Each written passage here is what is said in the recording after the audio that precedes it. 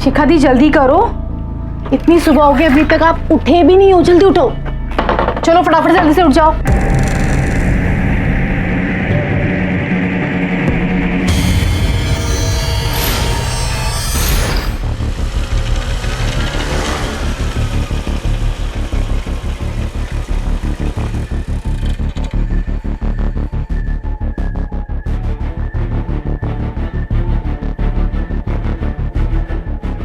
अब सुनिए। हाँ मुझे एफआईआर लिखवानी है। हाँ, वहाँ पे।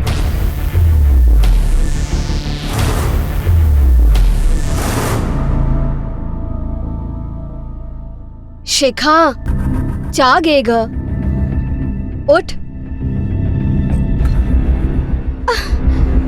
काय झालं? तबीयत ठीक नहीं है क्या?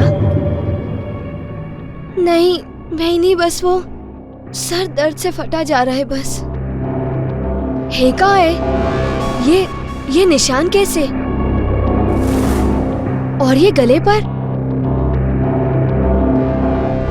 क्या हुआ? पता नहीं। 1 महीने से आपके साथ ऐसा हो रहा है। मतलब सुबह आप जब जागती हैं तो आपको याद कुछ नहीं होता, पर पता चलता है कि आपके साथ किसी ने जबरदस्ती की है। जी, जब भी ऐसा होता है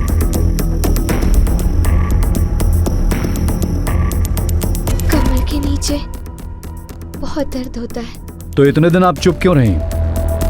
परिवार का कोई आपके साथ नहीं आया? इतने दिनों के बाद आप कंप्लेंट लिखवाने आई हैं? क्योंकि आज सुबह जब मैं उठी तो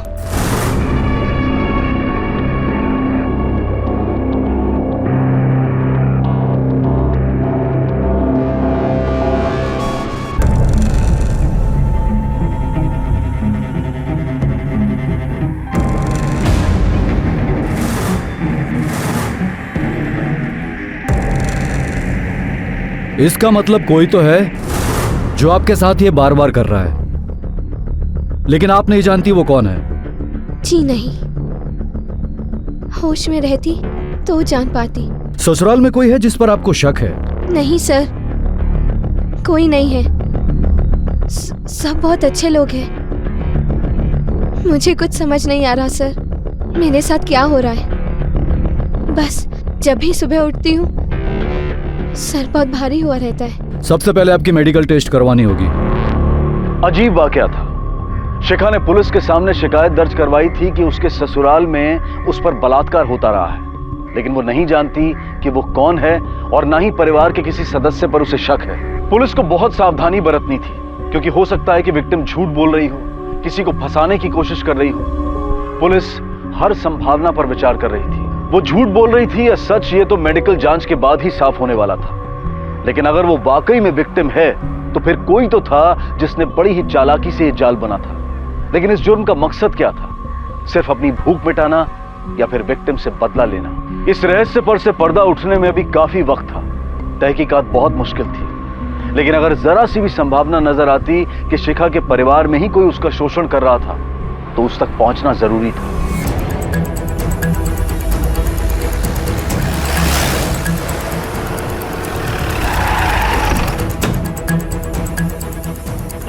क्या हमारी बहू शिखा ने ये रिपोर्ट लिखवाई है?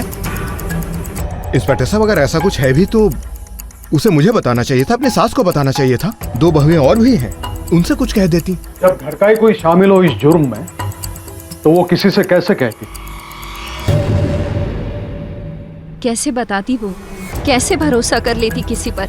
आखिर इस घर की 4 दीवारी में इतना बड़ा कांड हुआ है, उसका तो भरोसा ही टूट गया होगा ना। और वैसे भी इस मामले में तो कोई भी औरत चुप्पी ही साध लेती है। माँ, इसका ये मतलब तो नहीं कि वो सीधा पुलिस के पास चली जाए? सर, इसमें कोई सच्चाई नहीं है, सब झूठ है सर।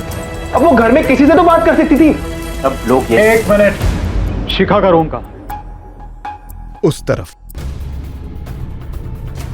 जादव चेक करा।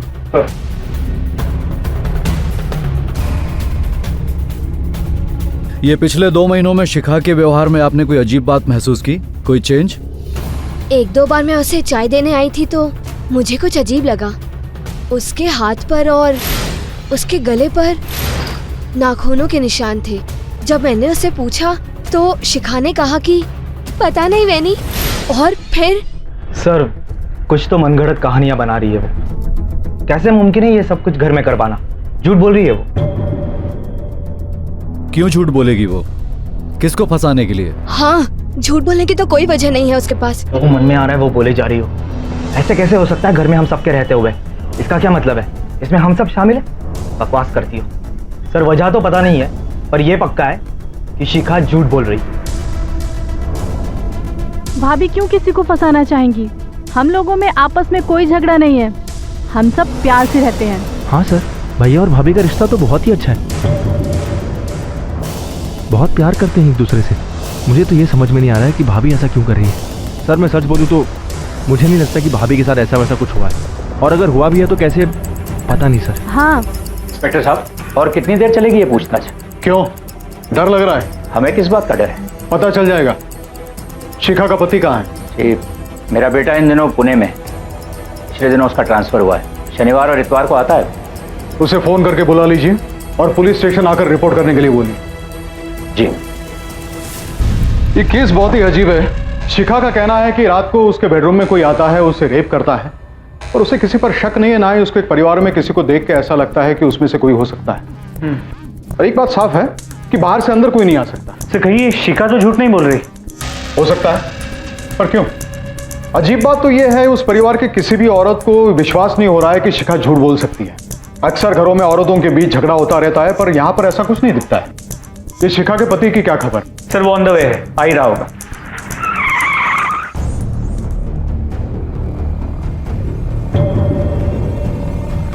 ये बात आपको अजीब नहीं लगती? आपका परिवार कहता है कि आप दोनों के बीच में बहुत प्यार है। पिछले 1 महीने में आपकी पत्नी ने आपसे कुछ नहीं कहा, ना ही आपने कुछ महसूस किया, क्योंकि 6-7 बार आपकी पत्नी के साथ आप ही के घर में जबरदस्ती हुई है। ये सब जानने के बाद मैं खुद शॉक्ड हूँ सर। मुझे लगता था कि शिखा मुझसे सब कुछ शेयर करती है, पर नहीं। कहीं ऐसा तो नहीं शिखा मानसिक रूप से? कैसी बातें कर रहे हैं सर? शिखा एक बहुत ही समझदार और सुलझी हुई औरत है। वो मेरे परिवार की बहुत इज्जत करती है सर। इनफैक्ट मेरी फैमिली भी उसे बहुत चाहती है सर। मैं तो समझ ही नहीं पा रहा हूँ कि ये सब कुछ मेरे घर में हुआ। पर एक बात मैंने रियलाइज़ किया, यहाँ से ट्रांसफ़र होने के बाद जब भी मैं वापस आया हूँ पिछले 2 महीनों में, शिखा मुझे कुछ शांत शांत सी लगी। अब समझा, वो अंदर ही अंदर घुट रही थी, समझ ही नहीं पा रही थी कि ये सब मुझसे कहे भी तो कैसे कहे। मैं उससे मिल सकता हूँ सर? मेडिकल जांच के बाद।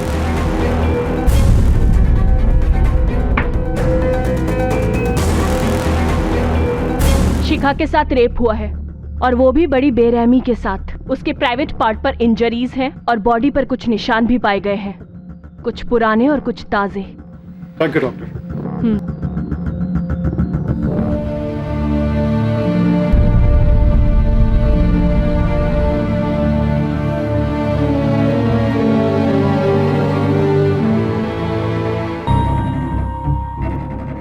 शिखा, संभालो अपने आप को। मैं हूं तुम्हारे साथ।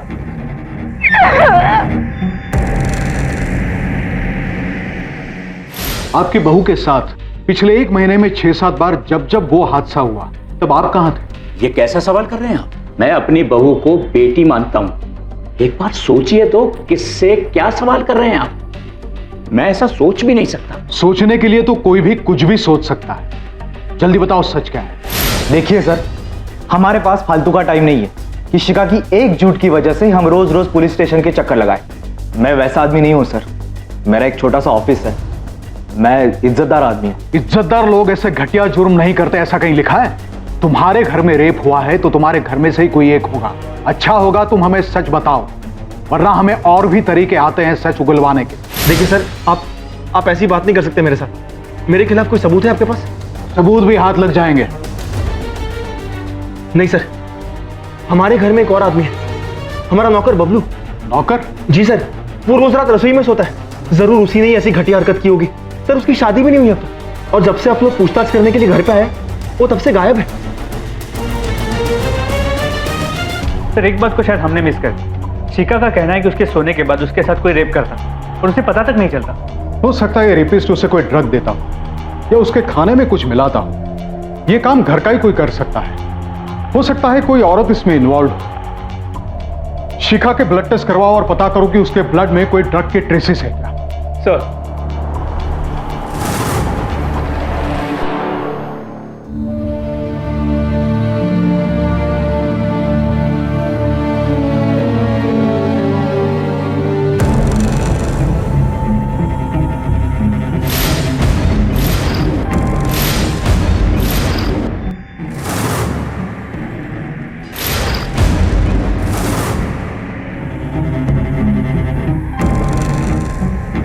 शिखा, घबराओ मत, मैं हूं तुम्हारे साथ। चलो। भगवान जाने क्या हो रहा है, कोई अब तक घर क्यों नहीं आया। दीदी, आजकल तो पुलिस तो रेप केसेस में बहुत सख्ती से पेश आती है।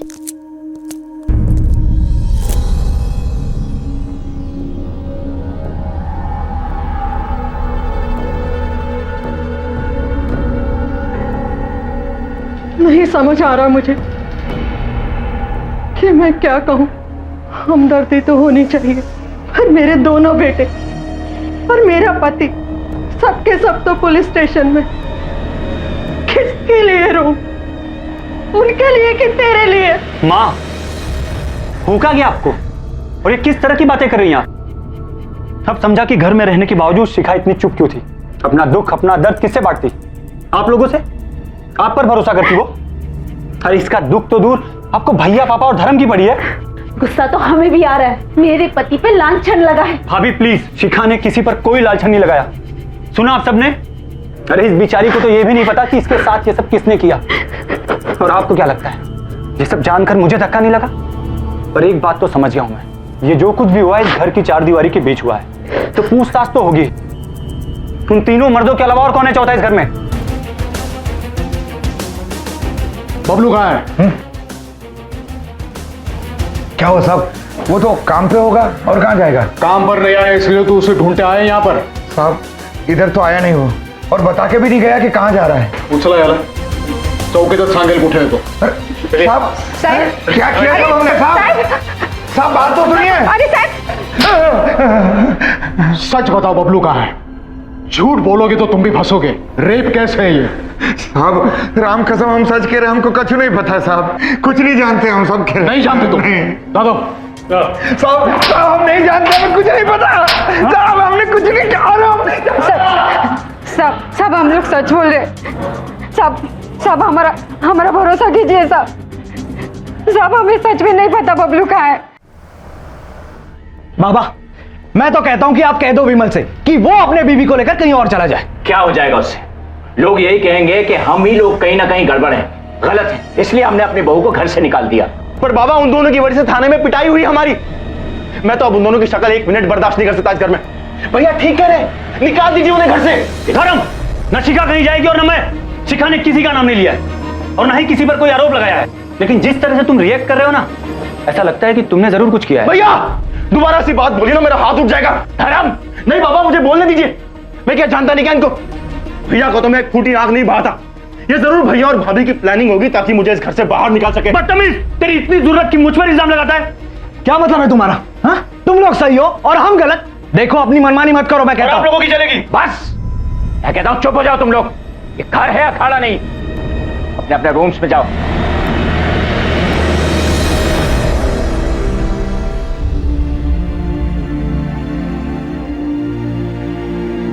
शिखा, ये जो कुछ भी हो रहा है ना, इसमें तुम्हारी कोई गलती नहीं है। तुम्हें आराम की जरूरत है। चलो लेट जाओ। चलो।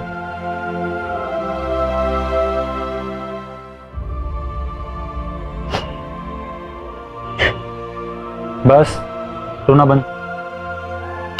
अरे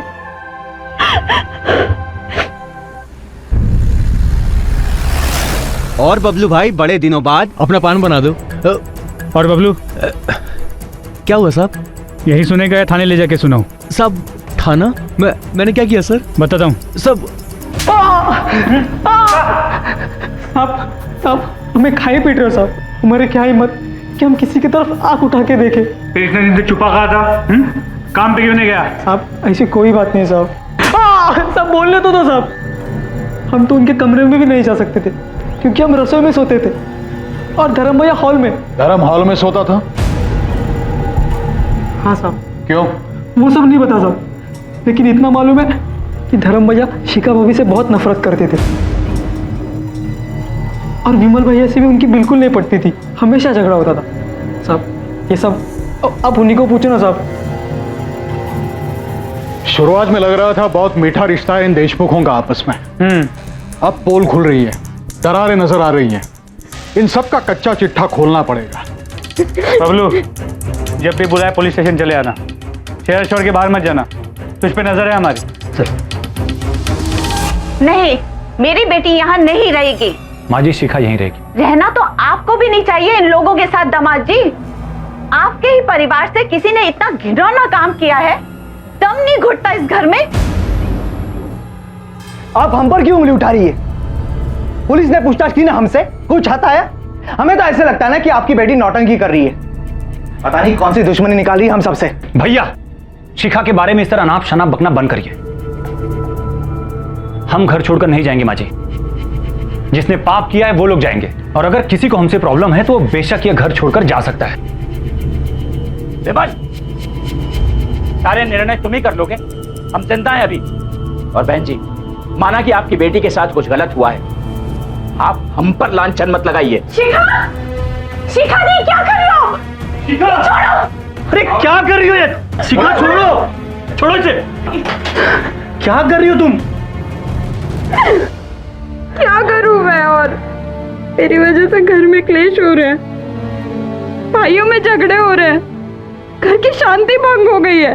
ये जान दे दोगी? मैं आप लोगों के सामने हाथ जोड़ती हूँ, प्लीज मेरी वजह से लड़िए मत, प्लीज।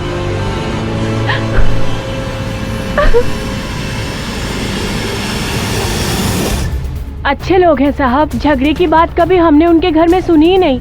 अशोक जी की एक दुकान है, अब सौरभ चलाता है। विमल वो अकेला ही घर में नौकरी करने वाला है, पर धर्म ने तो बाप को डुबा ही दिया। धर्म तो शुरू से ही ऐसा है, लड़कियों पे पैसे उड़ाना, अय्याशी करना, कॉलेज टाइम से उसका यही हाल है। ठीक है। हाँ, मेरे पति यहाँ बाहर ही सोते हैं, वो हम लोगों के बीच बनती नहीं है।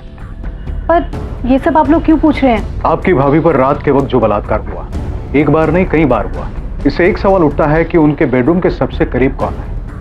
हमें यह भी पता चला है कि आपके पति उनसे नफरत करते थे। हाँ, ये सब ठीक है, मगर मेरे पति ये सब नहीं कर सकते। कौन क्या क्या कर सकता है इसका अंदाजा नहीं है आपको। Excuse me. हाँ बोलो। सर, इस धर्म की सारी इन्फॉर्मेशन निकाल ली।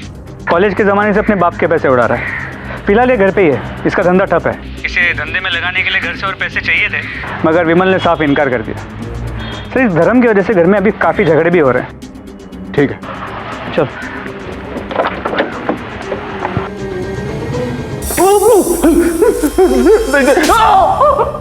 चुपचाप अपना जुर्म कबूल कर ले, ये तेरे लिए भी आसान होगा और हमारे लिए भी। लेकिन सर, जब मैंने कुछ किया ही नहीं तो मैं कैसे मान लूं सर? बताता या और खातिरदारी करूं तेरी? सर, मैं मानता हूं कि मेरी विमल भाई और भाभी से बिल्कुल नहीं बनती। इनफैक्ट मेरी पूरी फैमिली से मेरी नहीं बनती। कोई मेरी मदद ही नहीं करना चाहता। यहाँ तक कि मेरी बीवी भी मेरे बारे में यही सोचती है कि मैं निकम्मा हूं, किसी काम का नहीं हूं सर। वो तो तुझे अपने साथ बेडरूम में सोने भी नहीं देती। तुझे तो हॉल में से दिखता होगा ना भाभी के बेडरूम में क्या चल रहा है। सर, मैं आपसे कह रहा हूं ना, ये काम बबलू नहीं किया है। सर, ये काम बबलू नहीं किया है, या फिर जरूर ये भाई और भाभी की प्लानिंग होगी ताकि वो मुझे हमेशा के लिए अपने रास्ते से हटा सके। वो तो यही चाहते हैं कि बाबा की पूरी जायदाद उन्हीं को मिले, इसलिए तो वो मेरे बाबा को भी मुझे पैसे देने से रोकते हैं। सर, मैंने कुछ नहीं किया है सर, मैंने कुछ नहीं किया है। बबलू, शक के दायरे में सबसे पहला नंबर इसका है तो घर का नौकर, चेहरे से भी भोला भाला लगता है। इसकी नजर पड़ी वो शिखा पर, मौके का फायदा उठा लिया। सर, मैंने इसकी पूरी हिस्ट्री भी चेक की, कई बार इसे नौकरी से निकाला गया, हालांकि पुराने मालिकों ने वजह बताने से इनकार कर दिया। और दूसरा सस्पेक्ट है ये धर्म, शक्ल से ही शातिर लगता है। इसके बारे में जो सुना बुरा ही सुना है, और इसके पास मोटिव भी है। क्योंकि विमल की वजह से इसे पैसा नहीं मिलता था। बदले की आग थी इसके दिल में। और बचे हैं ये दोनों, बड़ा भाई सौरभ और बाप अशोक। इनके पास कोई मोटिव नहीं है, पर हर कोई इंसान सिर्फ व्हाइट या ब्लैक नहीं होता। हर इंसान की जिंदगी में कुछ ऐसे राज होते हैं जो उसके परिवार वाले भी नहीं जानते। हो सकता है इन दोनों की कुंडलियां हमें खोलनी पड़े, हो सकता है कोई गड़ा मुर्दा निकल आए। सर वैसे शक्ल से दोनों लगते सीधे साधे, लेकिन इस सौरभ के बारे में आस पड़ोस में कुछ खास अच्छा नहीं सुना।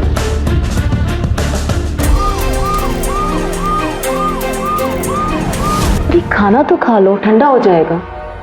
मिस्टर सौरभ, हमें आपके ऑफिस की तलाशी लेनी। लेकिन सर वारंट है हमारे पास।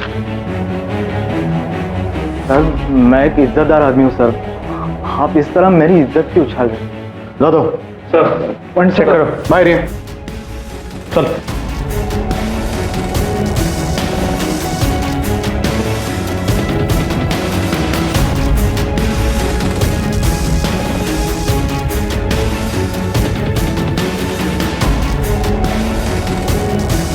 कहा जा दो कैमरा।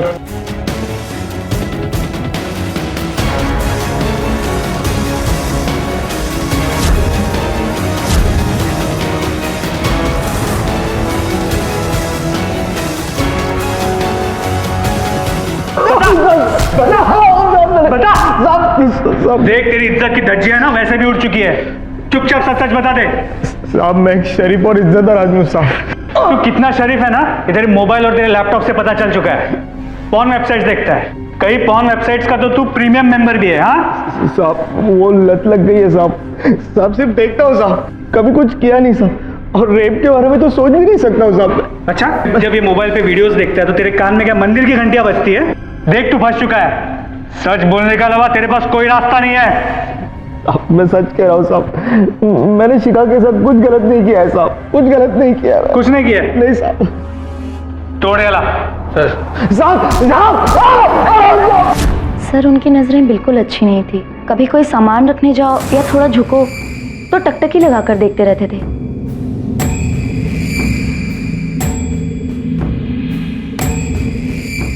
हाँ सर, उन्हें वो अलग अलग तरीके से करने की आदत है। मुझे बहुत गंदा लगता था, मुझे बहुत गुस्सा भी आता था। मैंने उनसे बहुत बार कहा कि मैं आपकी बीवी हूँ, कोई प्रोस्टिट्यूट नहीं, लेकिन वो मेरी कोई बात नहीं मानते। जब जब शिखा के साथ जबरदस्ती हुई, आपके पति बेडरूम में ही थे?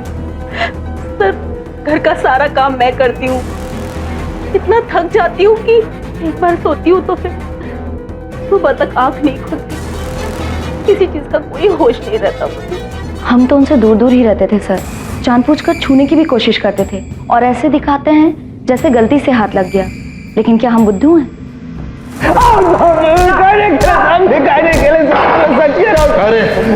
बोल लगा नहीं सर। साहब मैंने कुछ नहीं किया है साहब। मैं सच कह रहा हूँ साहब, मैंने कुछ नहीं किया है साहब। सिर्फ पॉर्न फिल्म देखता हूँ साहब। हर आदमी तो देखता है ना साहब पॉर्न फिल्म। वो पॉर्न फिल्म देखने वाला रेपिस्ट तो नहीं होता है ना साहब। तू कर सकता है, खुद की बीवी को तंग करता है, हर औरत को बुरी नजर से देखता है तू। साहब सिर्फ सोच सकता हूँ साहब, कुछ करने की हिम्मत नहीं है साहब मुझे। और आई शपथ साहब, मैंने शिखा के साथ कुछ गलत नहीं किया है साहब। लेकिन ऑफिस की औरतें, कस्टमर्स, सोसाइटी की औरतें, हर औरत को बुरी नजर से देखता है, घूर घूर के देखता है।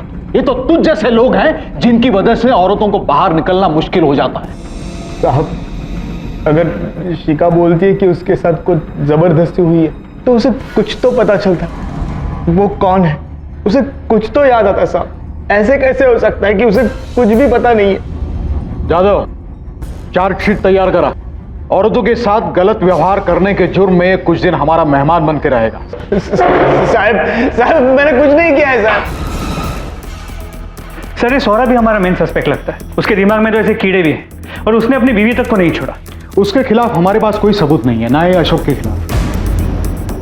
और अशोक के पास कोई वजह नहीं है शिखा या विमल से बदला लेने की। और उसके बारे में किसी ने कोई बुरी बात तक नहीं की। दुकान का स्टाफ है, आस पड़ोस की औरतें, सब उनकी इज्जत करते हैं। मैंने मेडिकल रिपोर्ट्स मंगवाए थे, उसका क्या हुआ? सर विटामिन B12 के ट्रेसेस मिले। डॉक्टर ने कहा कि किसी दवाई का साइड इफेक्ट हो सकता है। जादव, पता करो शिखा को सोने से पहले कोई दवा लेने की आदत थी क्या? मतलब स्लीपिंग पिल्स या विटामिन B डेफिशिएंसी की दवा। हो सकता है कि किसी ने इस आदत का फायदा उठाया हो और कोई घर का ही हो सकता है। एक बार अगर वो आदमी मिल गया तो आगे की सारी कड़ियां अपने आप सुलझ जाए। सर शिखा रात सोने से पहले दूध पीती थी जी। और अक्सर वो लेने आती थी, आप उसे देने जाती थी। मैं देने जाती थी। कहीं ऐसा तो नहीं कि आप उसमें कुछ मिला देती थी ताकि उसे होश ना आए? और वैसे भी आपकी पति की आदत आप बर्दाश्त नहीं कर पा रही थी। कहीं आपने उसे मौका नहीं दिया शिखा के साथ वो सब करने का? हमने ऐसे केसेस देखे हैं जहां पर अपनी शादी को बचाने के लिए, अपने पति को खुश करने के लिए औरतें क्या क्या नहीं कर बैठती। मैंने ऐसा कुछ नहीं किया अपने पति के लिए, सुना आपने? और हम विश्वास कर बैठे आप पर।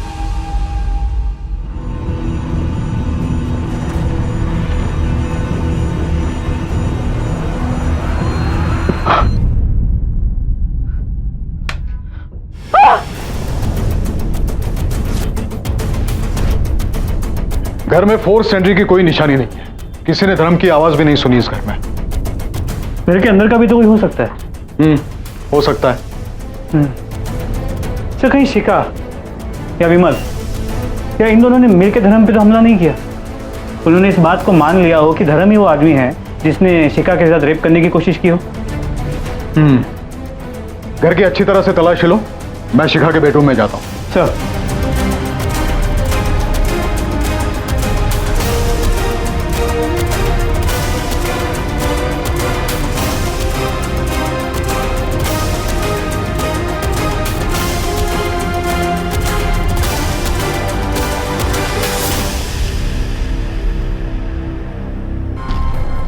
तुमने देखा था उसको जिसने तुम पर अटैक किया था?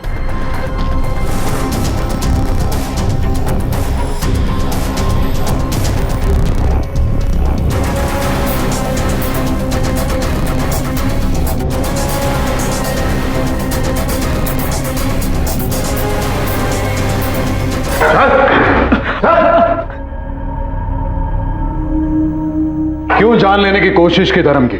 बहुत गुस्सा आया था साहब। धर्म भाई ने हम पर उंगली उठाई थी, हमने कुछ नहीं किया था साहब, फिर भी हमें बदनाम कर दिया। जिस दिन आप उठा के ले गए तब से आस पड़ोस के लोग भी बात करना बंद कर दिए। माँ बाप भी अच्छे से बात नहीं करते, सबको यही लग रहा है कि हमने ही रेप कर दिया साहब। और हमने उनके घर से एक चम्मच तक नहीं चुराया। ईमानदारी से नौकरी करते थे, पगार लेते थे, घर में सबसे भाभी दीदी करके बात करते थे। पर उन्होंने क्या किया? हमारा नाम बदनाम कर दिया।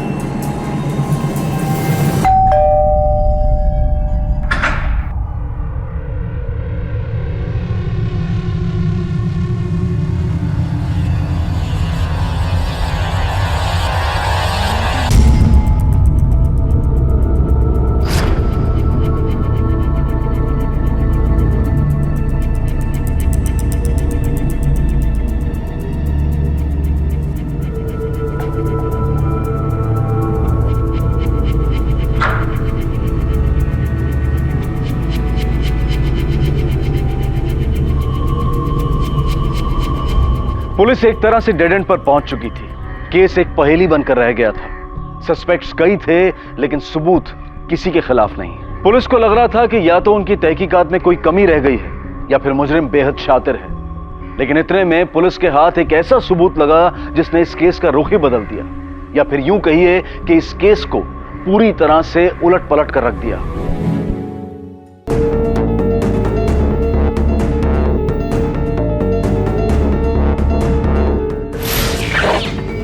आपकी अलमारी से मिला है, जिसकी हमने फॉरेंसिक जांच करवाई, जिस पर आपके खून के निशान हैं, जिसका डीएनए आपके डीएनए से मिलता है, इस पर आपके फिंगरप्रिंट्स भी हैं। अब तो सच बोलिए। ये क्या कह रहे हैं आप?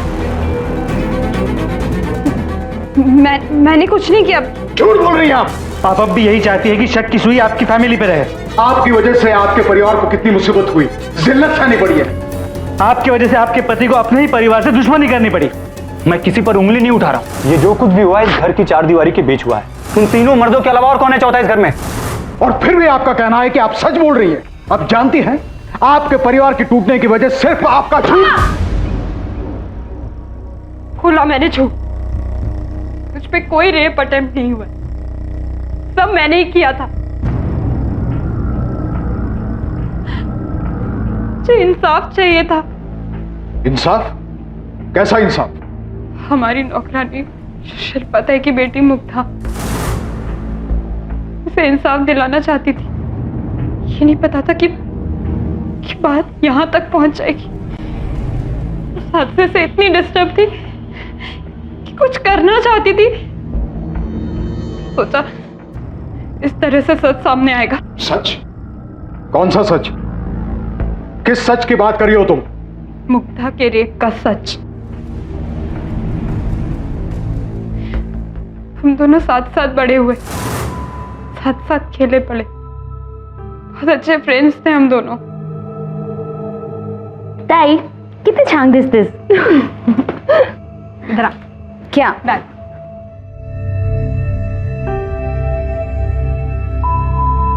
मुग्धा किती छान दिसतेस।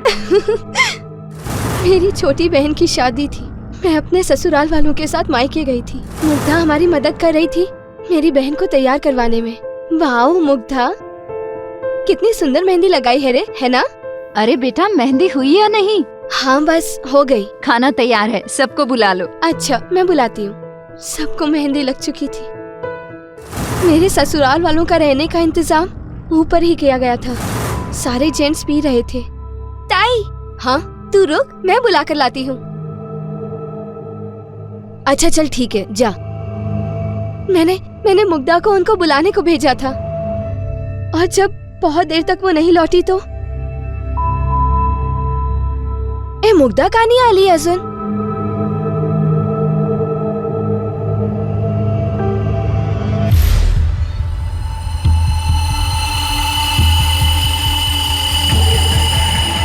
मुग्धा, ताई ताई ताई ताई मुग्धा, ताई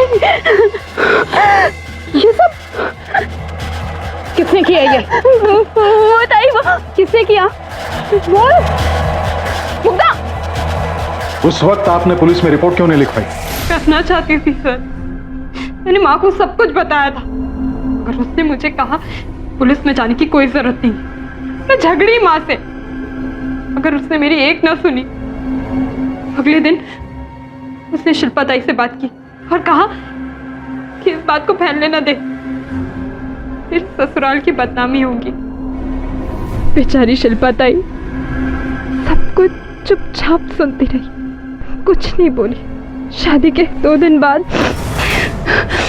मैं तब भी आवाज उठाना चाहती थी, दोनों को इंसाफ दिलवाना चाहती थी, पर माँ ने मुझे कुछ नहीं करने दी। चुप कर मेरी बच्ची, चुप हो जा। वो दोनों चली गई है भगवान के घर, तू अपनी जिंदगी क्यों खराब कर रही है? नहीं आई मुग्धा, चुप कर। तेरे ससुराल में अगर ऐसा कोई है तो किस पे उंगली उठाएगी? मैं कहती हूँ सब कुछ भूल जा, तुझे मेरी कसम। मेरी माँ मेरी शादी बचाना चाहती थी, पर मुझे चैन नहीं था। मुझे किसी भी तरह उस दरिंदे को ढूंढना था। अजीब उलझी हुई सोच थी शिखा की। अपनी बचपन की सहेली को इंसाफ दिलाने के लिए अजीब तरीका ढूंढा था उसने। अपने पूरे परिवार को मुजरिमों के कटघरे में लाकर खड़ा कर दिया था उसने। पर हुआ क्या? अंत में उसी के खिलाफ रेप का झूठा इल्जाम लगाने के लिए केस रजिस्टर किया गया। शिखा अरेस्ट हुई और कुछ दिनों बाद जमानत पर रिहा भी। पर तब तक सब कुछ बिखर चुका था। पति ने डिवोर्स लेने के लिए केस दायर कर दिया था, ससुराल से नाता टूट गया था, वो एकदम अकेली पड़ गई थी। अपनी दोस्त को इंसाफ दिलाने की कोशिश में शिखा अपना सब कुछ गंवा चुकी थी। हालांकि उसकी इस कोशिश का एक हासिल था, पुलिस ने मुग्धा और उसकी मां की आत्महत्या के केस की दोबारा जांच शुरू की।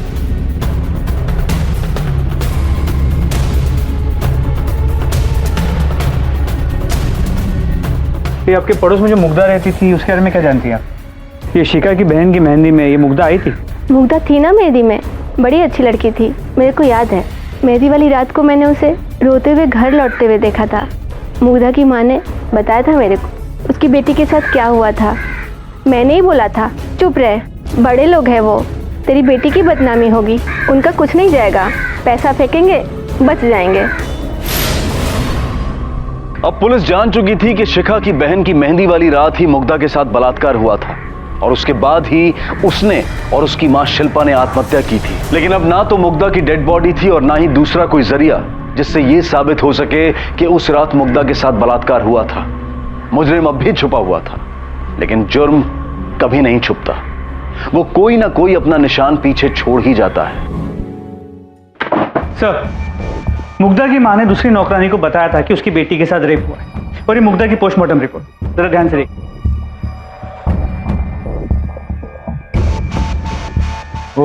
उससे तो यूरिनरी ट्रैक्ट इन्फेक्शन हुआ था। जी सर, और ये इन्फेक्शन कंटेजियस, ये एक सेक्सुअली ट्रांसमिटेड डिजीज जो रेपिस्ट को भी हुआ हो। पता नहीं भाभी की वजह से कैसे दिन देखने पड़ेंगे। अब हम उनकी शादी में गए, उसमें हमारी क्या गलती? वहां रेप हो डकैती हो, उससे हमें क्या? पता नहीं हमारा क्यों चेकअप करवा रहे। बिल्कुल सही कह रहे हो तुम, जल्दी पता चल जाएगा। शक के दायरे में तुम सब हो, तुम जाओ।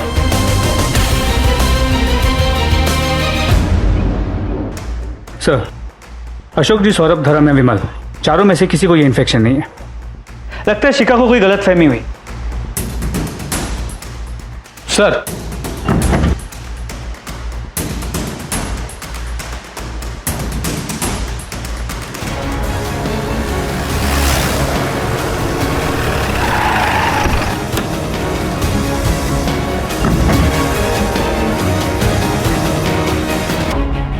अब क्या हुआ इंस्पेक्टर साहब? हमें पता चला है मुग्धा का रेप किसने किया है और वो इसी घर में से कोई एक है। आपकी फैमिली में से किसी के फोन रिकॉर्ड से इतना पता चला है कि उसे एसटीडी यानी कि सेक्सुअली ट्रांसमिटेड बीमारी हुई थी, जो मुग्धा को भी थी और जिसका इलाज उसने करवा लिया है। जो विमल, सही कह रहा हूं ना? जी सर, वो इंसान मैं ही हूं। मुझसे गलती हुई। ये जो कुछ भी हुआ ना सर, शराब के नशे में हुआ।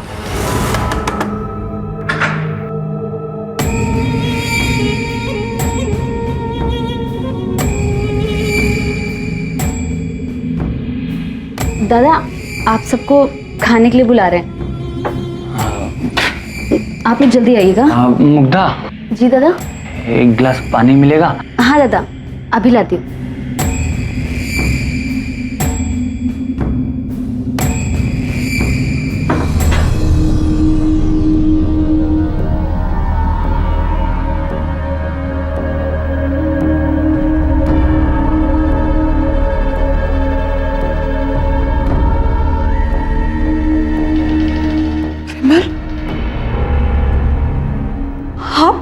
शिखा, आई एम सॉरी शिखा।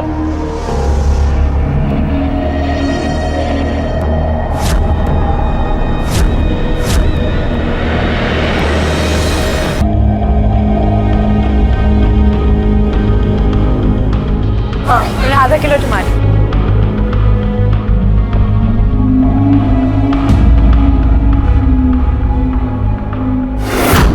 नीलम, अरे कौन है तुम? छोड़ो मेरा हाथ। आज क्या हुआ तुम्हें? पहचाने नहीं मुझे?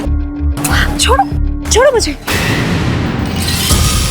वैसे तो औरतें अंतरिक्ष तक पहुंच चुकी हैं, हर प्रोफेशन में मर्दों के साथ कंधे से कंधा मिलाकर चल रही हैं। समाज में उन्होंने एक मकाम हासिल किया है, लेकिन क्या हमारे इस समाज में वो सुरक्षित हैं? भरे बाजार में किसी महिला का हाथ यूं पकड़ लेना, उसे परेशान करना, उससे जबरदस्ती करना, ये आज भी अक्सर हमारे समाज में देखने सुनने को मिलता रहता है।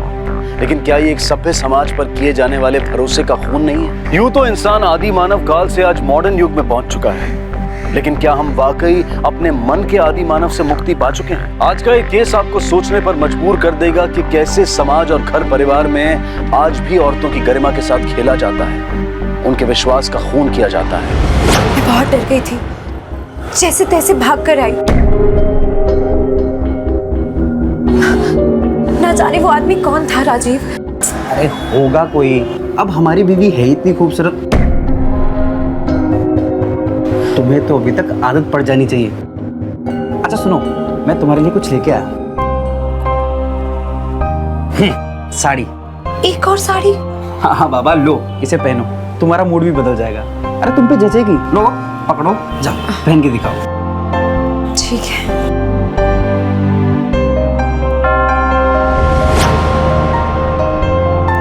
अरे वाह, तुम तो और खूबसूरत लग रही हो। अच्छा रुको, मैं ना तुम्हारी फोटोग्राफ खींचता हूँ। हाँ चलो। हाँ एक वैसे वैसे करके दो, एक दूसरे से। हाँ और एक ऐसे ऐसे करते हुए। बेटा आज टीचर को बता देना कि ब्रेक में प्रशांत आपको रोज मारता है और साथ ही साथ आपका सारा टिफिन खा जाता है, वरना मम्मा कल खुद आ जाएंगी स्कूल। ठीक है? ओके मम्मा। चलो चलो, वैन आ गई। बाय बाय मम्मा।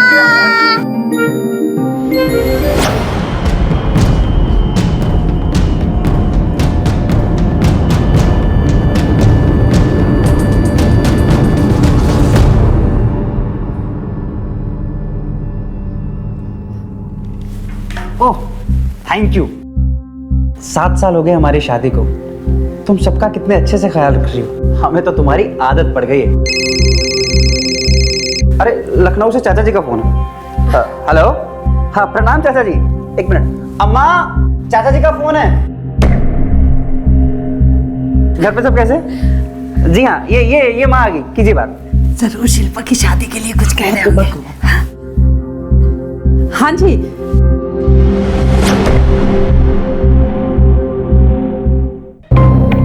अच्छा ऐसा कहा, लेकिन पहले तो कुछ और ही कह रहे थे। शादी के रिश्ते में जबरदस्ती का सौदा तो हो नहीं सकता है ना। ठीक है, अगर कोई और हो तो बताइएगा। जी प्रणाम। क्या कहा चाचा जी ने? लड़के वाले कह रहे थे कि कुछ और वक्त चाहिए, शायद अगले महीने तक जवाब देंगे। उन्होंने जवाब दे दिया माँ, और उनका जवाब यही है कि भाभी जी, एक तो आपकी बेटी बदसूरत, ऊपर से आपके पास उसको देने के लिए कुछ है भी नहीं। यही जवाब था ना माँ?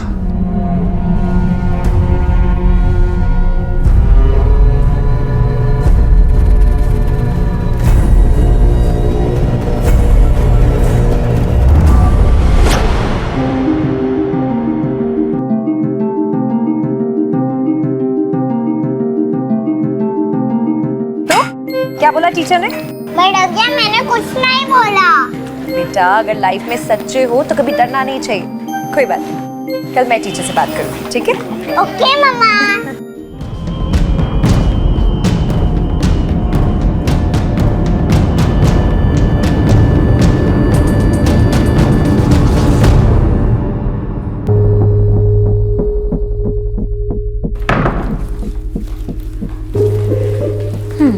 बेटा अब जाके हाथ धो लो, हम अभी खाना लगाते हैं।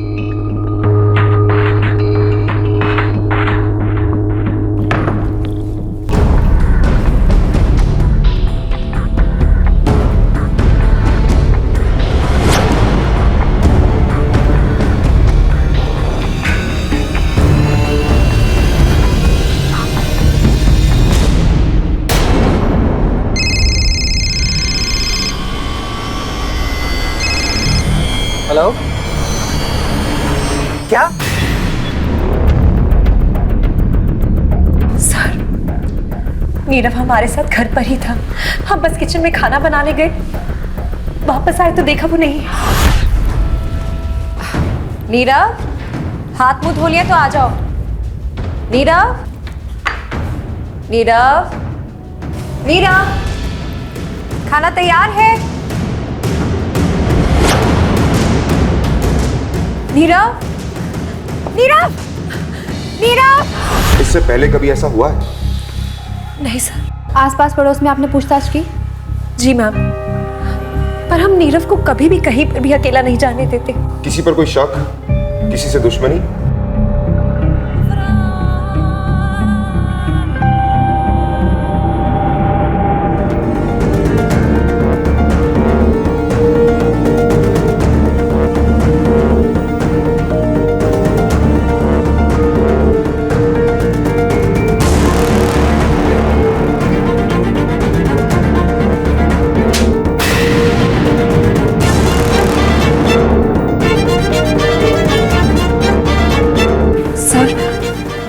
आदमी है जो कई दिनों से हमारा पीछा कर रहा है। कौन है यार? पहचानती हैं हमसे? नहीं सर, लेकिन हाँ, ये हमसे ऐसे बात कर रहा था जिसे हमें बहुत अच्छे से जानता हो। तो आज क्या हुआ तुम्हें? पहचाने नहीं मुझे? अब मजाक मत करो। और आप इसे पहचानते हैं? नहीं सर। लेकिन आप ये तो जानते हैं कि एक आदमी आपकी बीवी को परेशान कर रहा था? जी हाँ सर। ये पता होने के बावजूद भी कि एक आदमी आपकी बीवी को परेशान कर रहा है, आपने पुलिस स्टेशन में कंप्लेंट क्यों नहीं की? क्या बताएं सर, हमारी बीवी है इतनी खूबसूरत, हर आने जाने वाला देखता है। अब किस किस से लड़ते झगड़ते फिरेंगे सर, और आपको तो हालात मालूम ही है, इसीलिए इतना सीरियसली नहीं लिया सर। उस टाइम घर में कौन कौन था? क्या आप लोग इसे पहचानते हैं? जब नीरव गायब हुआ तब आप कहाँ थी? जी इंस्पेक्टर साहब, हम मंदिर गए हुए थे। और आप? सर हम अपने ऑफिस में थे, जब हम वापस आए तो नीलम नीरव को ढूंढ रही थी। कहाँ काम करती हैं आप? जी एडवोकेट प्रमोद अग्रवाल के यहाँ पर। ठीक है।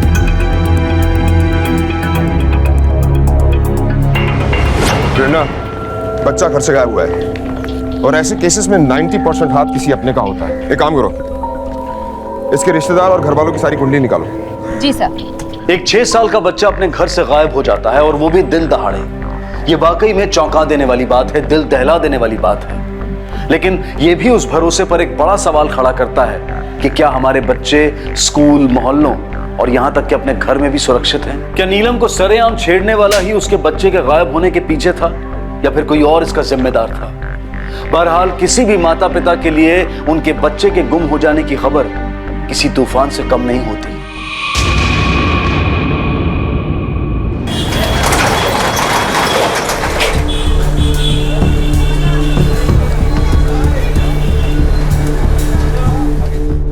अरे राजीव भैया, ऐसी ही टेंशन कम थी क्या पैसे वापस करने की?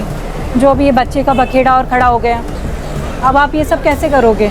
लेनदार पूरे सिर पर खड़े हुए हैं, उन्हें संभालना ही मुश्किल हो रहा है, और एक चिंता और आपके लिए बढ़ गई। भगवान से मैं प्रार्थना करूंगी भैया कि नीरव जल्दी मिल जाए।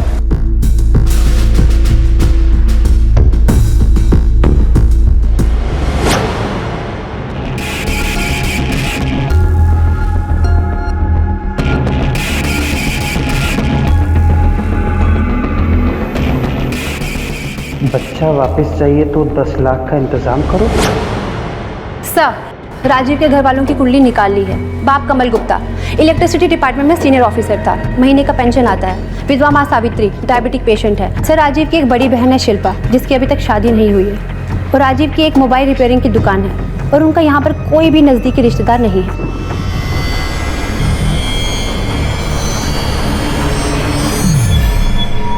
सर, ये मोबाइल के ज़माने में कबूतर से पैगाम कौन भिजवा सकता है? ये जो कोई भी है बहुत शातिर है, मोबाइल को ट्रैक किया जा सकता है, इसलिए इसने लेटर भेजी, वो भी कंप्यूटर से टाइप करवा के। पत्थर पे लेटर कोई नजदीक से ही फेंक सकता है। अच्छा ये बताइए, आपकी दुकान के आसपास किसी से कोई झगड़ा या मनमुटाव? जी नहीं सर। किसी से कोई उधार लिया हो, पैसे का लेन देन? जी सर, मुकेश। अरे ये क्या? अरे आप सोडा क्यों पी रहे हो? खाना खाने का टाइम है, अब खाना खाओ। लो, गरम गरम खाना है। मुकेश, जी मैं ही हूँ। चलो हमारे साथ, तुम्हारे खिलाफ वारंट है। अरे लेकिन इन्होंने क्या किया है? वो सब पुलिस स्टेशन में पता चल जाएगा। ले चलो इसे। अरे अरे मैडम, लेकिन रुकिए मैडम, इन्होंने किया क्या है? चल सच सच बता, राजीव के साथ तेरा क्या हिसाब बाकी है? सर 7 साल पहले मैंने उसे 5 लाख रुपए उधार दिए थे उसकी शादी के लिए, लेकिन उसने बहुत टुकड़ों में मेरी रकम वापस की है सर, वो भी 2 लाख। क्या भैया राजीव कुमार जी, ऐसे टुकड़ों में पैसे लेने पड़ेंगे आपसे या कभी एक साथ भी देंगे? दे तो रहे हैं भैया। कहाँ दे रहे हो यार? कभी 200 कभी 500।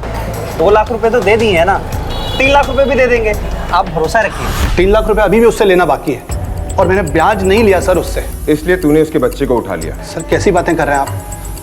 मैं भला उसके बच्चे को क्यों उठाऊंगा? बल्कि इस हाल में तो मैंने उससे अपने पैसे वापस मांगने भी बंद कर दिए थे।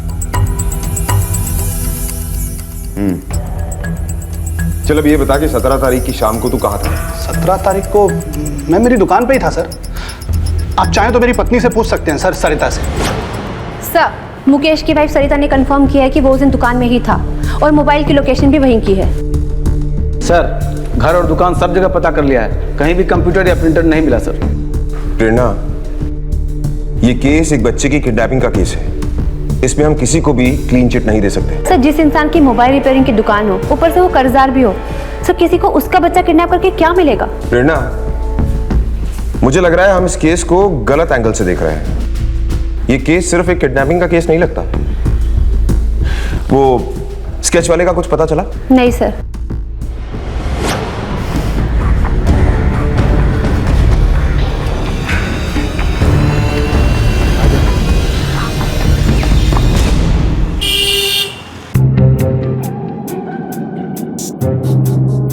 इतना वक्त हो गया, नीलम अभी तक नहीं आई। अरे अंधा हो गया तो उसकी सुंदरता के पीछे, उसका चाल चलन भी ठीक से नहीं देख पाया। अरे भाग गई होगी किसी के साथ। बस करो माँ, नीलम के बारे में ऐसी बातें करते हुए आपको शर्म नहीं आती? अरे क्या शर्म नहीं आती? पहले बेटे को भेज दिया और अब खुद भाग गई अपने आशिक के साथ। अरे अब तो अपनी आंखें खोल ले राजीव। दीदी,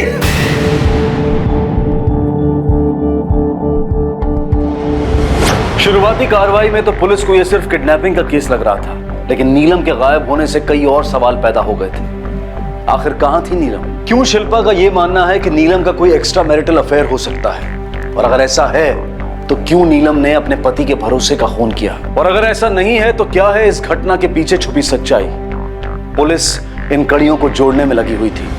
पहले तो बच्चा गायब था और अब माँ भी गायब है। देखिए, ये केस सिर्फ सिंपल किडनैपिंग का नहीं है। अब एक बात बताइए, आप पति पत्नी में सब कुछ ठीक था? देखिए, अगर आप अपने बच्चे और बीवी को सही सलामत वापस पाना चाहते हैं तो सब कुछ खुलकर बताइए। जी हाँ सर, सब ठीक ही था। ठीक है, आप जा सकते हैं, हम कुछ करते हैं। Thank you. प्रेरणा, या तो पत्नी की सुंदरता ने इसकी आंखों पर पट्टी बांध रखी है, या फिर ये हमसे कुछ छुपा रहा है। पता करो इसकी शादीशुदा जिंदगी कैसी थी। सब जब से नीलम का रिश्ता आया था तब से उतावला हुए जा रहा था। अम्मा, अम्मा, अम्मा, क्या ये लड़की सचमुच मुझसे शादी करने के लिए तैयार है? हाँ बेटा। कितनी खूबसूरत है, मैं भी शादी के लिए तैयार हूँ। दीदी तुम भी देखो ना। अरे हाँ, ये तो बहुत अच्छी है ना? वाह राजीव, तुम्हारी तो लॉटरी लग गई है। मैडम, जब राजीव की शादी हुई तब बहुत खुश था वो। देखा तेरे भाई की किस्मत कितनी जबरदस्त है ना? बिल्कुल हीरोइन के जैसी। बिल्कुल। हाँ भैया, सच में बहुत सुंदर है। मुकेश सुनना यार, मुझे कुछ पैसे उधार चाहिए थे, 5 लाख रुपए। मैं तेरी भाभी के लिए कोई कमी नहीं छोड़ना चाहता यार। 5 लाख रुपए भैया? भैया आपके घर में आपकी बहन बिन पे आई बैठी हुई है और आप उधारी लेकर इससे शादी करने जा रहे हैं। अरे भाभी, नीलम जैसी लड़की ने मुझसे शादी के लिए हाँ बोल दिया, इससे बड़ी बात और क्या होगी? मुकेश तू मुझे पैसे दे देना, मैं टाइम पे सूद समेत सब लौटा दूंगा। 7 साल हो गए मैडम, 3 लाख रुपए अभी भी बाकी है, पैसे वापस नहीं दिए उसने। कितनी बार समझाया था कि अपनी चादर देख के पैर पसार, पर नहीं, बेतहाशा खर्चा किए जा रहा था। आओ भैया, ले आओ, आराम से संभाल के। हाँ, ये अंदर बस बेडरूम में लगा दो, जाओ। हाँ। अरे ये क्या है? अम्मा नया टीवी है। तेरा दिमाग तो खराब नहीं हो गया? अभी कुछ दिन पहले तू नई वॉशिंग मशीन, नया फ्रिज लेके आया, फिर इस टीवी की क्या जरूरत थी? पुराना टीवी है ना। अरे अम्मा, मेरी नीलम क्या ये डब्बा टीवी देखेगी? नहीं माँ, नीलम के लिए तो सब चीज नई होनी चाहिए।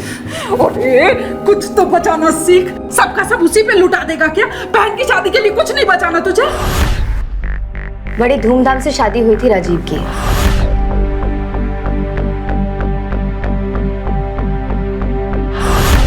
खर्चा शादी के बाद भी नहीं रुका, प्यार के साथ साथ वो भी बढ़ता ही चला गया। हर दिन नए नए गिफ्ट्स, कभी साड़ी कभी कुछ, जाने क्या क्या। नीलम जी, ये तुम्हारे लिए साड़ी। हाँ, तुम्हारा फेवरेट कलर है ना। अंधा हो गया था वो प्यार में। अंधा क्यों? अब अंधा ही तो बोलेंगे ना मैम।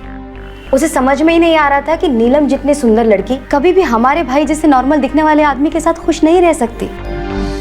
नीलम का अफेयर था मैम। अफेयर? तुम जानती हो उसका अफेयर किसके साथ चल रहा था, या फिर कभी देखा उसे किसी के साथ?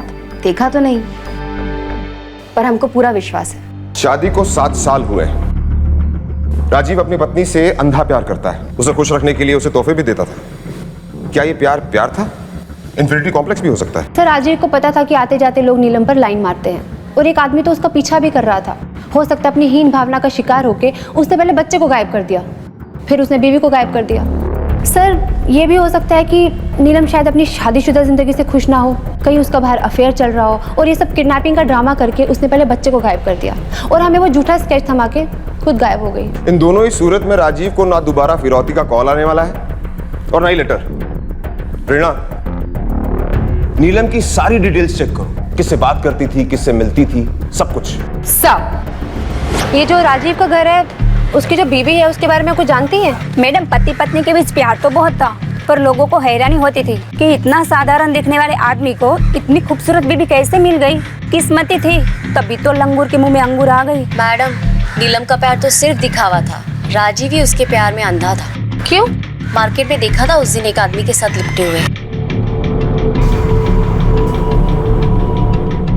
यही था वो आदमी? हाँ यही था मैडम। आप जानती है इसे? नहीं, पहली बार देखा था मार्केट में उसे। ठीक है, थैंक यू। सर अगर नीलम का इस आदमी के साथ चक्कर होता तो वो हमें ये स्केच बनवाकर खुद क्यों देती? इस केस में कुछ भी सही नहीं बैठ रहा है। सर, मैडम नीलम की कॉल डिटेल आ गई। नीलम के मोबाइल पे लास्ट कॉल किसी संदीप सिंह के नंबर से आया था और पिछले कई महीनों से लगातार बात हो रही है। संदीप। प्रेरणा, इस संदीप को बुलाओ। सर, संदीप का फोन नॉट रीचेबल आ रहा है। इत्तेफाक की बात यह है कि उसका फोन तब से बंद है जब से नीलम गायब है। इस संदीप का एड्रेस निकलवाओ। सर।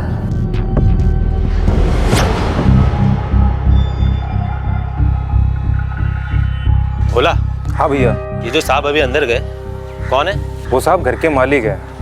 बेचारे की बीवी बच्चे कुछ दिन से गायब हो गए। ओके ठीक है। सर, संदीप के ऑफिस फोन किया था, वो 3 दिन से ऑफिस ही नहीं आया। संदीप के घर चलते हैं।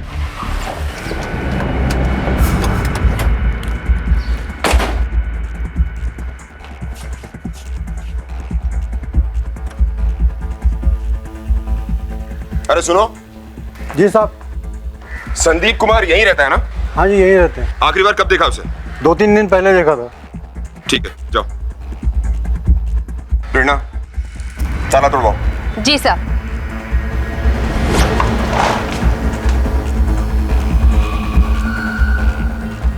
घर की अच्छी तरह से तलाशी लो। जाओ, अंदर देखो।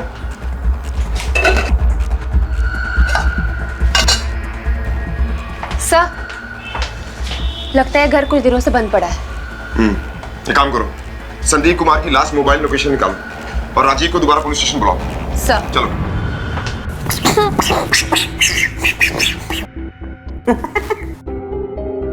अरे मम्मी एक बार चलो खाना खा लो।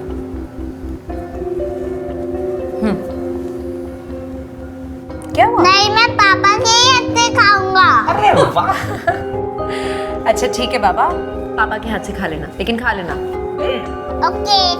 चलो पापा आज आपको खाना खिलाएंगे। हाँ, क्या खाओगे? ये कि ये? हाँ।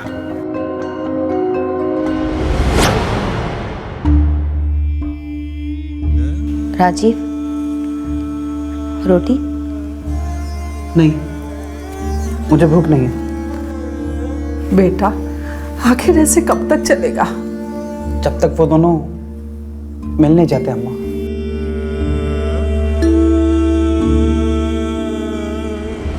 जी सर, नीलम और संदीप कॉलेज फ्रेंड्स थे और संदीप उससे प्यार करता था, पर नीलम ने हमसे शादी कर ली। फिर हमारा एक बेटा हुआ। फिर एक दिन अचानक संदीप कानपुर शिफ्ट हो गया। सरप्राइज! मुझे पहचाना नहीं? संदीप, तुम? संदीप! आओ अंदर आओ।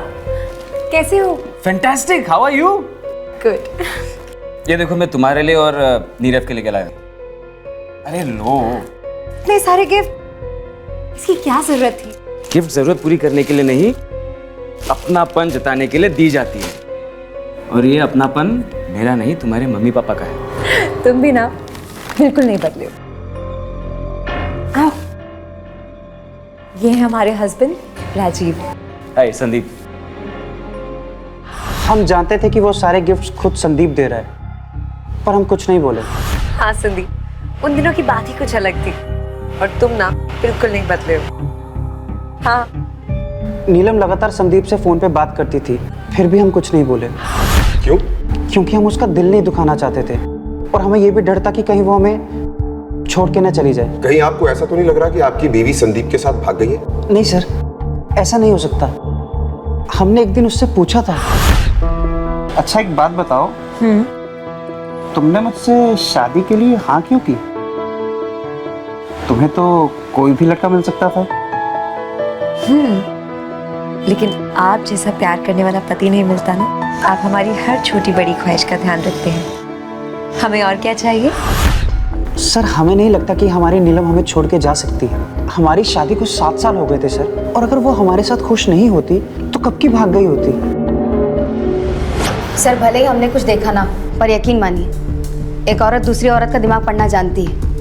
नीलम का अफेयर था किसी के साथ, हमेशा बंटन के रहती थी, चाहे पति आसपास हो या ना हो। क्या बताऊं साहब, सोचा था खूबसूरत बहू आएगी तो हमारे बेटे की जिंदगी को और खूबसूरत बना देगी, पर उसने तो हम सबकी जिंदगी बदसूरत बना के रख दी। कहीं का नहीं छोड़ा।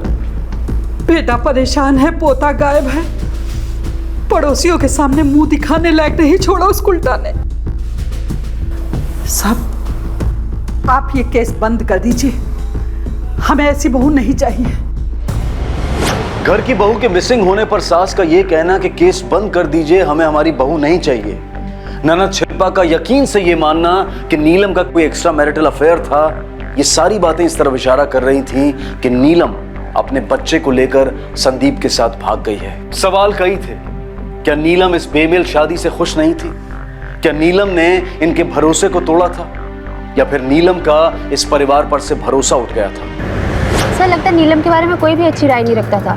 सास और नंदन तो छोड़िए, पड़ोसी भी नहीं। ऐसा लगता है कि नीलम की खूबसूरती उसी के लिए ही जहर बन गई। हेलो, ठीक है सर, संदीप के लास्ट कॉल की लोकेशन मिल गई है।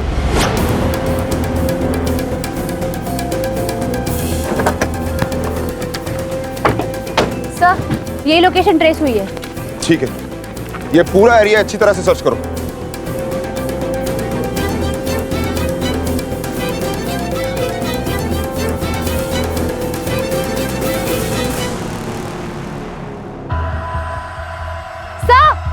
सर यहाँ आइए।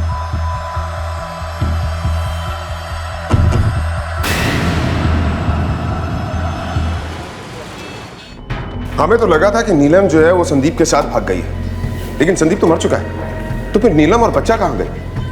सर हो सकता है बच्चा नीलम विक्टिम ना हो, बल्कि मेन प्लेयर हो उसके पीछे। उसे संदीप का इस्तेमाल किया हो भागने के लिए और फिर उसे मार डाला। हो सकता है। सर हो सकता है ये स्केच एक प्लॉट हो हम लोगों को गुमराह करने के लिए, क्योंकि आज तक ना ही कोई फिरौती का कॉल आया है, ना ही कोई लेटर।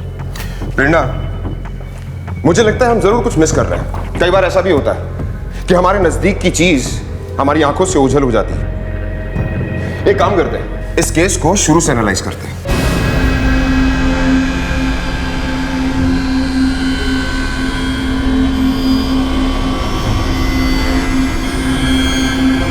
राजीव, राजीव, राजीव, ये देखो बाहर कोई फेंक कर गया। क्या है? पता नहीं, देखो। बच्चा वापस चाहिए तो कल तक 10 लाख का इंतजाम करो। पैसे कब और कहाँ लाने हैं उसके लिए फोन का इंतजार करो। हेलो मैडम, स्केच वाला आदमी यही है, नीलम के घर के आसपास। गुड, नजर रखो उस पर। सर स्केच वाला आदमी मिल गया।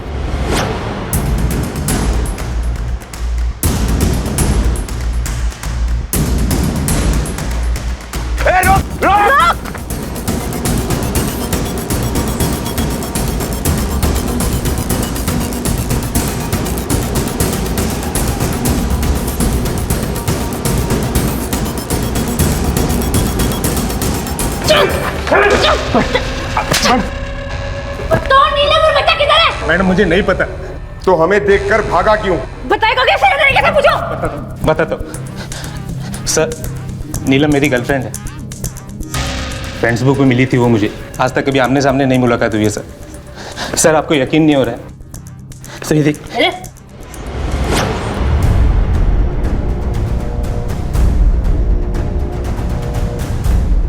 सही बोल रहा था।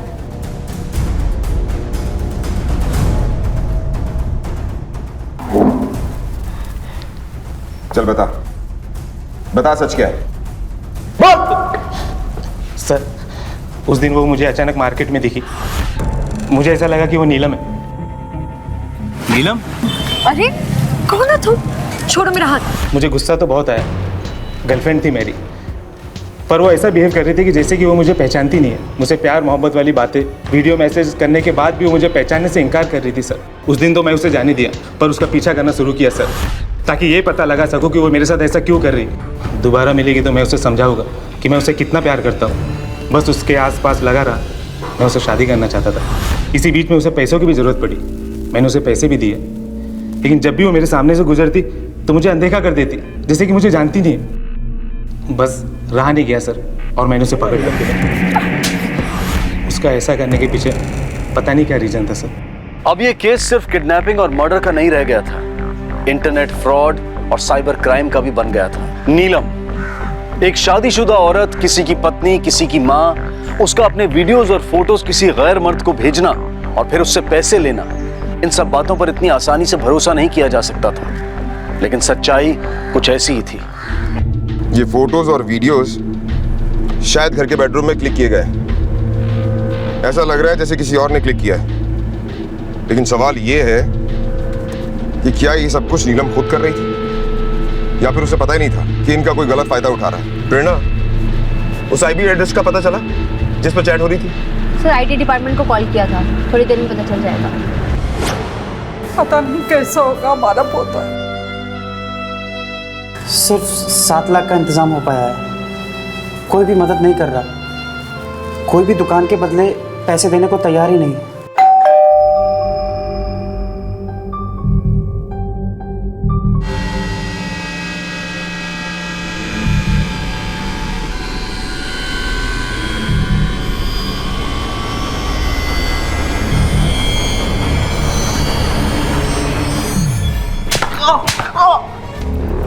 उधार लौटाने के पैसे नहीं है तेरे पास, और फिरोजी के पैसे कहां से आए तेरे पास? हाँ? वो तो मैंने दुकान बेच के लाया था। झूठ बोल रहा है तू। तेरी सारी कुंडली हमने निकाल ली है, ये तेरे बैंक अकाउंट के डिटेल्स हैं, हमें सब पता है तूने कौन सी दुकान बेची है। अब सब सच सच बता, कहां से आया ये पैसा?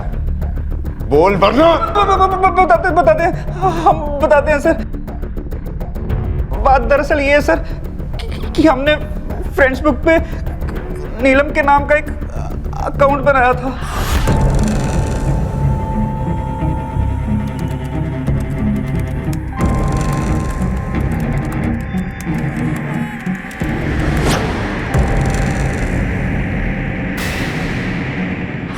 तू तो नीलम से प्यार करता था, फिर ये सब क्यों किया? प्यार तो सर हम आज भी उससे करते हैं, पर उसने हमसे कभी प्यार नहीं किया। क्योंकि वो संदीप से प्यार करती थी।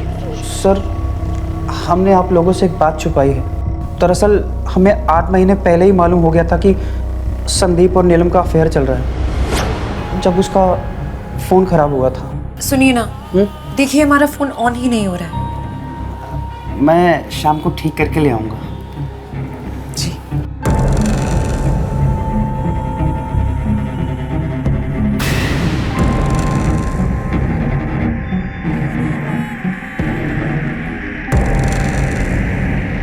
भले ही नीलम ने हमें नहीं बताया, पर हम जानते थे कि संदीप और नीलम फिर से। इसलिए तूने संदीप का खून कर दिया। चल जल्दी से बता दे, नीलम और बच्चा कहाँ है? नहीं सर, हम मानते हैं कि हमने नीलम के नाम का फेसबुक पे अकाउंट बनाया था और लोगों से पैसे लिए, क्योंकि हम उसे जलील करना चाहते थे, बेइज्जत करना चाहते थे। पर अपने बच्चे और बीवी को हम किडनैप नहीं कर सकते सर, और किसी के खून के बारे में तो हम सोच ही नहीं सकते सर। इस पर साइबर क्राइम का केस डालो। प्रेरणा, संदीप का खून और नीलम का गायब होना, इसमें इसका हाथ हो सकता है, क्योंकि प्यार में घायल इंसान किसी भी हद तक जा सकता है। और बच्चा? मुझे नहीं लगता कि इसने बच्चे को किडनैप किया है, वरना ये फिरौती की रकम नहीं इकट्ठी करता। पता करो राजीव ने फ्रेंड्स पर किस किस के साथ फ्रॉड किया है। कोई हो सकता है जिसे इसकी सच्चाई के बारे में पता चल गया और उसने बदला लेने के लिए नीलम और बच्चे को किडनैप किया।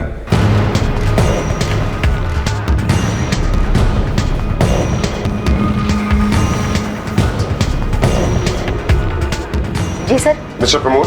सर वो अंदर है। मिस्टर प्रमोद, नीलम गुप्ता आपके यहाँ काम करती है? कौन नीलम गुप्ता? ध्यान से देखिए, नीलम गुप्ता आपकी फ्रेंड्स बुक फ्रेंड, बहुत सारी बातें की हैं आपने इसके साथ। अब कुछ याद आया? सर मैं मानता हूँ कि मेरी फ्रेंड लिस्ट में है, मैंने उससे बात भी किया है, बट मैं शादीशुदा हूँ सर, मेरा कोई अफेयर नहीं, ये जस्ट एक टाइम पास है और कुछ नहीं। Time pass? As a friend किसी को ऐड करना, उसके साथ चैटिंग करना और उसके बाद पैसे ट्रांसफर करना, इसे आप टाइम पास कहते हैं? सर उसे कुछ अर्जेंट में पैसे चाहिए थे और मेरी दोस्त भी तो है। आप नीलम गुप्ता को जानते भी हैं? जी नहीं। आपकी असिस्टेंट शिल्पा उसकी भाभी है, नीलम गुप्ता। अच्छा ये बताइए, शिल्पा आपका लैपटॉप एक्सेस करती है? जी।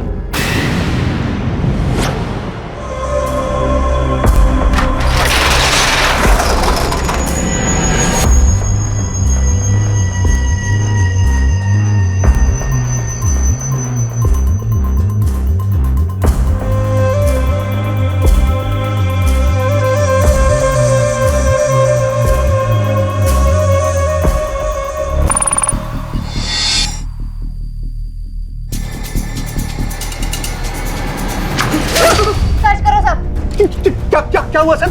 मैंने क्या किया सर? क्या किया? टिफिन लेकर इस गोडाउन में पिकनिक मनाने आया है? हाँ?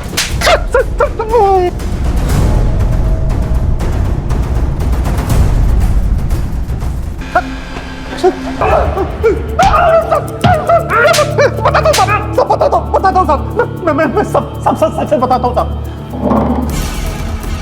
चल बोल। साहब वो राजीव से पैसे मांगते मांगते मैं थक गया था साहब, इसलिए मजबूरी में उसके बच्चे का किडनैप करना पड़ा साहब। मैडम मैं सच कह रही हूँ, हम उस बच्चे को किसी भी तरीके का कोई नुकसान नहीं पहुँचाना चाहते थे। हम तो उसे टाइम पर खाना और पीना सब दे रहे थे, बस एक बार पैसे मिल जाते तो हम उसे उसके घर पर पहुँचा देते। उसके पास पैसा था साहब, लेकिन सिर्फ अपनी बीवी पर उड़ाने के लिए। किसी भी बच्चे को किडनैप करना इतना आसान नहीं होता जब तक घर वाला साथ में शामिल ना हो। पिछले कुछ दिनों से तूने इस अननोन नंबर पर बहुत बार बात की है, किसका है ये नंबर? बोल। बताती हूँ मैडम। प्लान के हिसाब से जब नीलम नीरव को लेकर घर पहुंची तो हम भी उसके पीछे पीछे घर में गए थे। बेटा अब जाके हाथ धो लो, हम अभी खाना लगाते हैं।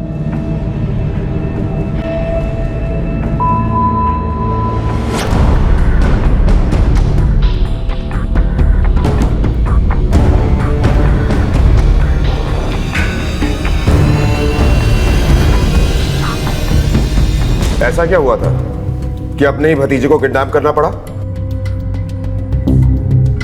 हर बार लोग हमें शादी के लिए ना कर देते थे क्योंकि हम सांवले हैं। लड़के वाले कह रहे थे कि कुछ और वक्त चाहिए, शायद अगले महीने तक जवाब देंगे। उन्होंने जवाब दे दिया माँ, और उनका जवाब यही है कि भाभी जी एक तो आपकी बेटी बदसूरत, ऊपर से आपके पास उसको देने के लिए कुछ है भी नहीं। लेजर स्किन वाइटनिंग ट्रीटमेंट करवाना चाहते थे जिसमें कुछ लाखों का खर्चा होता है। हमको पैसों की जरूरत थी सर, और राजीव उस नीलम की खूबसूरती के पीछे बिल्कुल अंधा हो गया था। अपनी कमाई से ज्यादा उस पर लुटाता था, उसको हमारी शादी की कोई चिंता ही नहीं थी। Thank you. अच्छा सुनो, मैंने तुम्हारे लिए एक डायमंड का सेट देखा है, सोच रहा हूँ तुम्हारे बर्थडे पे वो गिफ्ट कर दूं। पर उसकी क्या जरूरत है? राजीव। जी दीदी कहिए।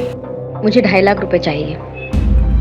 इतनी रकम लेकिन क्यों? मुझे कॉस्मेटिक सर्जरी करवानी है, मैंने सुना है कि उससे रंग गोरा हो जाता है। तुम तो जानती हो कि कितना खर्चा हो रहा है और अभी तक मुझ पे शादी का कर्ज भी बाकी है। रोज उसके लिए कोई ना कोई बहाना बना रहा हूँ। दीदी मेरे पास इतने पैसे नहीं है।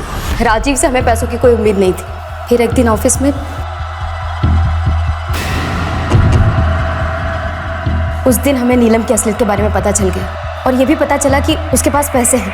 इसलिए हमने नीरव की किडनैपिंग का प्लान बनाया।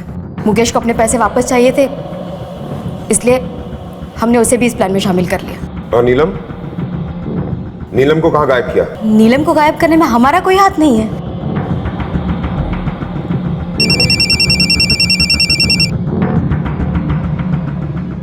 हेलो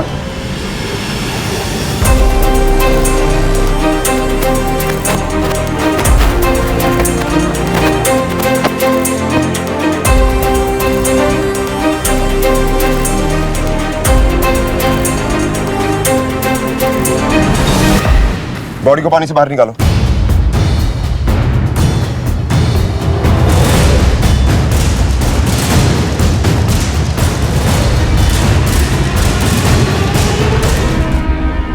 सर ऐसा लगता है कि काफी दिनों से ये पानी में थी। इसके माथे पर वैसा ही घाव है जैसा संदीप के माथे पर था। सर पोस्टमार्टम की रिपोर्ट के हिसाब से नीलम की मौत संदीप के मौत के कुछ घंटे बाद हुई है। और सर संदीप के फोन से नीलम के फोन पर फोन किया गया है, वो भी संदीप के मौत के बाद। इसका मतलब कोई संदीप को जंगल में लेकर जाता है और उसे वहां मार देता है। फिर संदीप के मोबाइल से वो नीलम को फोन करता है, उसे वहां बुलाता है और उसे भी मार देता है और दोनों के मोबाइल स्विच ऑफ कर देता है। इसका मतलब वो कातिल दोनों को जानता था।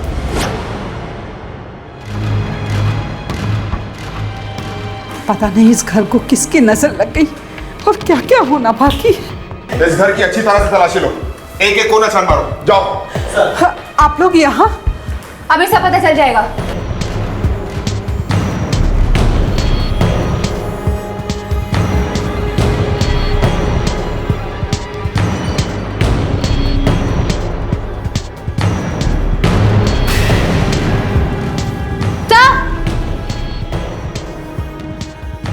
ये देखिए दोनों फोन स्विच ऑफ करके रखे हुए थे, इसलिए हम इन्हें ट्रेस नहीं कर पाए।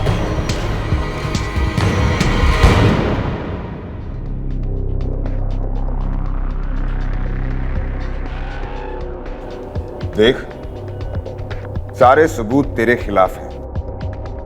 अब तू खुद बताएगा या फिर हम उगलवाएं? हमने अपने प्यार में कोई कमी नहीं छोड़ी थी सर।